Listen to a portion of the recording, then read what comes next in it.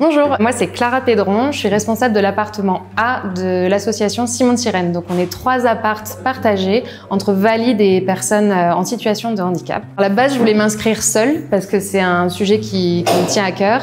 Et vu que ça fait partie maintenant de mon quotidien de vivre dans les appartes, j'ai eu envie de proposer ça aux équipes et aux résidents. Et non, le handicap ne pose pas de problème du tout pour participer au zéro déchet. C'est vrai que quand elle nous a annoncé qu'on était pris pour la candidature, je savais pas comment m'y prendre, mais à force de tâtonnement, je l'ai bien pris. J'ai cherché des informations un peu sur le tri et tout, parce que c'est pas forcément... Enfin, les règles changent un peu localement. On récupère pas mal de bois, on fait du réemploi. C'est qu'on essaie de tout récupérer. Par exemple, on avait un placard qui s'est abîmé. On n'a pas jeté, donc j'ai pu récupérer pour faire la peinture et mettre la date des anniversaires de tous ceux qui travaillent ici. Quand il y a des fêtes, on essaie de faire le décor nous-mêmes pour ne pas aller acheter des plastiques ou quoi que ce soit. On donne aussi les vêtements qui sont trop petits, trop grands, usagés. On va chercher des paniers de légumes toutes les semaines et on essaye d'acheter en grosse quantité, en général format familial, pour éviter tout ce qui est petit plastique à usage unique. J'essaie d'acheter des recharges de savon pour éviter d'acheter trop d'emballages plastiques.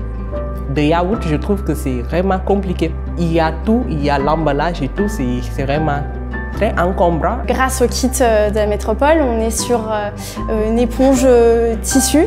On lave à la machine à laver. C'est pas toujours facile de l'utiliser. On est une structure médico-sociale. Donc effectivement, on a des accessoires médicaux qui sont comme des gants en latex, donc on utilise régulièrement. Et donc ça, c'est difficile de s'en passer.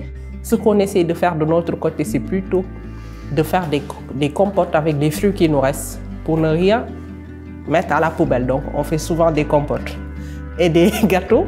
Après, on est en train de réfléchir à peut-être mettre en place quelque chose en commun pour les 3 bâtiments. Notre astuce, vu le nombre de personnes qu'il y a dans cette colocation, de passer aux gourdes. Si on fait une sortie plage ensemble, à chaque fois, c'est gourdes, donc pas de bouteilles en plastique.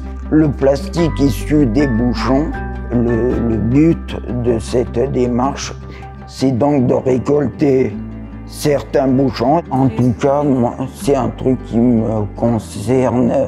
On se réfugie derrière les choses qui ont un sens, en tout cas pour moi. Comme on vit dans des apparts et qu'on s'épanouit, on n'est pas infantilisé. Là, on vient de recevoir un lombricomposteur, vu qu'on est en appartement, c'est plus pratique. Ça n'a pas été évident de l'avoir. Il y en a à qui ça effraie d'avoir des verres chez soi. Rien que l'expérience, je suis quelqu'un qui aime beaucoup faire des expériences, donc je trouve que ça va être génial. Là, on est content, on l'a, ça y est, et on a réussi à négocier. On le mettra sur la terrasse. Ensuite, le compost, on pourra plus l'utiliser dans les plantes, parce qu'on a pas mal de plantes ici. Pas besoin d'acheter d'engrais. On a besoin d'être un petit peu guidé parce qu'on a l'impression d'avoir plein de clés et en fait il nous en manque. Et là, avec les dernières mesures de tri, là on a appris de nouvelles choses et ça va être plus simple pour nous finalement de trier au quotidien avec les résidents, avec les assistants. Donc oui, je pense que c'est une bonne chose qu'on soit suivi et guidé.